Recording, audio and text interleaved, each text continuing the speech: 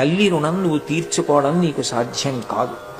ఎందుకనంటే మనం అమ్మ కడుపులోంచి వచ్చినప్పుడు నాభీబంధం తెగిపోతుంది, అంటే బొడ్డు కోసేస్తారు, కానీ హృదయ బంధం మిగిలిపోతుంది.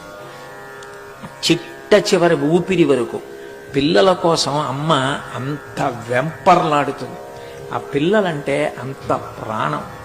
ఆ బిడ్డలు కడుపులో పెరుగుతున్నప్పుడు నిజానికి ఒంగోలేక, తనకిష్టమైంది తినలేక వాంతులవుతుంటే అంత కష్టానికి ఓర్చి ఎక్కడ కాలు జారి పడిపోతానోనని అంత నెమ్మదిగా అడుగులు వేస్తూ అంత జాగ్రత్తగా ఉండి, ఒకవేళ ఆ బిడ్డని కంటున్నప్పుడు విశేషంగా నెత్తురు పోయిన కారణం చేత తాను మరణించినా మరణించవచ్చు.